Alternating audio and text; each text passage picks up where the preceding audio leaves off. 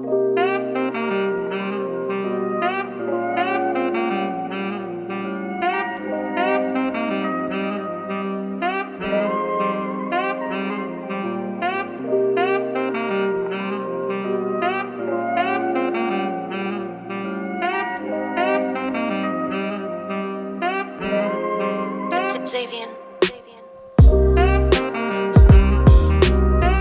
everyone, this is Filippo. And this is Yo-Yo. And today we are in Naples. After a good day in Naples, we are ready to go to l'Antiquario, which is the best bar in Naples and one of the top 50 best bars in the world. As you can hear in the background, it's a very busy street. We're in front of the bar waiting for it to open. It's not a speakeasy in the traditional way. The address is publicly known, but the wooden door is always closed, and in the window you don't also see what's going on inside. It's also the name Antiquario. You don't really know what's happening. Are they selling furniture? Are they selling liquor? If you don't know that's a bar, then maybe you would just walk past it.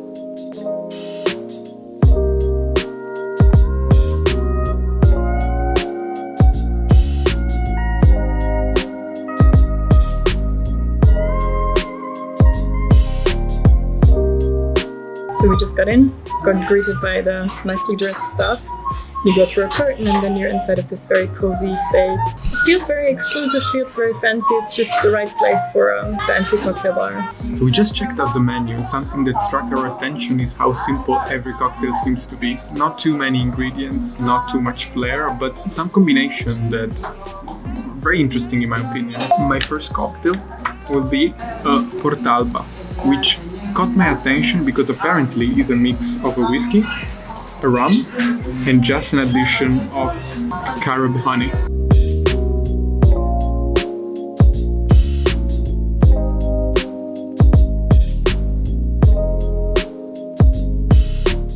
And here it's my Portalba, so it's whiskey, rum, and carob honey.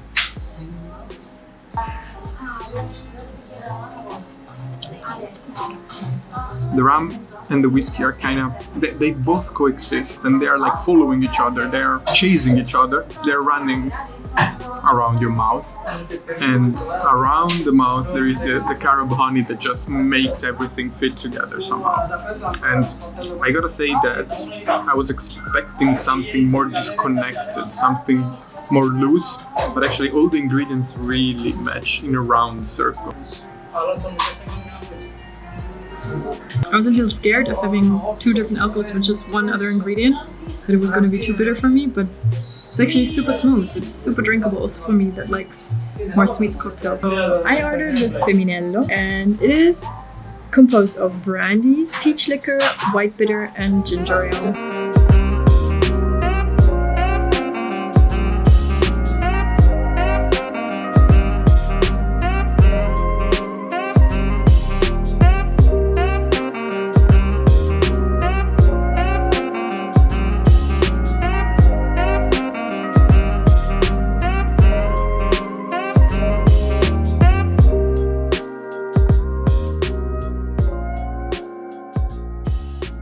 There's a little bit of the Aperol Spritz aesthetic, so very girly, I like it.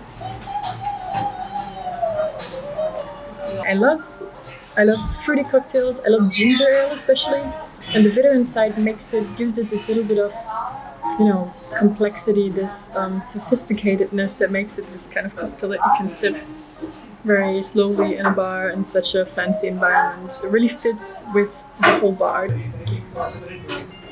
On the nose, immediately there is this peach note. The cocktail is pretty complex. I mean, yes, there is the peachiness, the fruitiness, but there is also the touch of bitterness and the brandy that just gives the roundness and the softness to it. To be honest, I gotta say something. As soon as I spent some time in this place, I felt a little bit underdressed. This place is very, very fancy, and of course you feel welcomed even if you're not in a super fancy dress.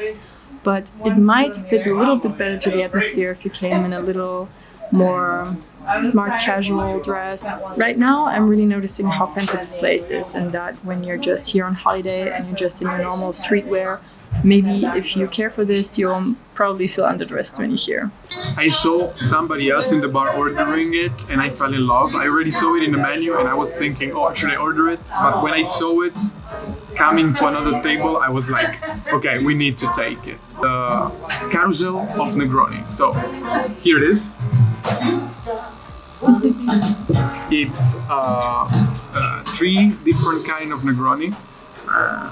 One is umami, one is floral, and the third one is coffee infused. I start my explain in this case called the umami Negroni, the dry vermouth infused with the shiitake mushrooms. See our the combo tomato dry. You'll find a salty and a little bit aromatic Negroni, very interesting. The second one called the garden Negroni. In this case, the gin infused with the peach and rose. You'll find the floral and a little bit sweet Negroni. The last called sospeso Negroni, really coffee Negroni. In this case, of cocktail infused with the coffee. I suggest you can start with the garden, umami, and Negroni. Okay. That usually Negroni is served in this kind of old-fashioned glass. Well, this time, yes, exactly. Well, this time we have it in what looks like a mini champagne cup. So that's already an interesting take. And I will do as the bartender said, and I will start with the garden Negroni. Really very herbal. I feel lavender, roses maybe a little bit, floral, and wow. You can feel the gin immediately, but you can feel the whole garden inside of your mouth. And I will proceed then with the umami one, the one infused with shiitake mushrooms. Let's go with it. This yellow color. I already smelled the mushroom.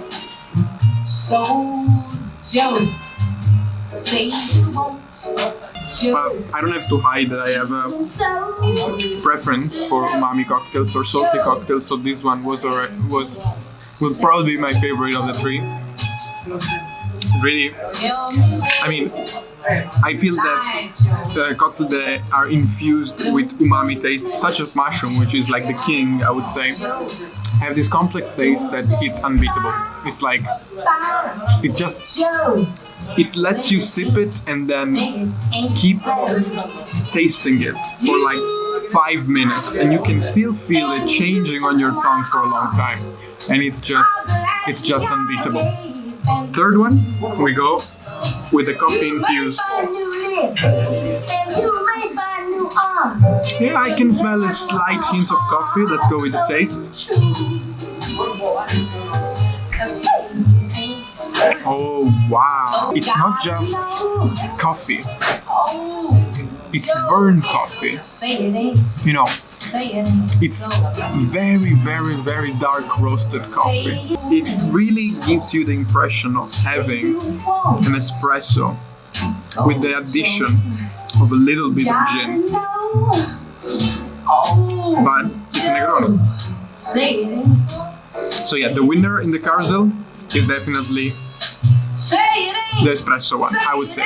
I was expecting the shiitake to win, but the espresso completely defeated it, and I am conquered.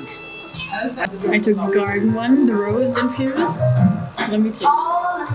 I can really feel this kind of planty note inside, like a little bit of also of a bitterness, like as if you're, I don't know if you ever eaten a flower or something like this on top of your salad, but you have this kind of bitterness inside, and you also feel it here. The rose note goes in the nose, but also in the mouth. It's very pleasant. It's a nice starter, definitely. Let's go with this one, the umami. Definitely very earthy, very foresty. This mushroom note gives it a complexity that probably my tongue cannot comprehend yet. I'm just gonna go right ahead and take the last one, the coffee. It's very heavy on the tongue. And I agree with you that it's very dark roasted coffee. It basically tastes like coffee beans when you eat them like that. And having all these different tastes after each other really shows you what your tongue can experience and what, even if you're not a cocktail expert, you can really see all the different depths and levels on which taste and flavor can actually go.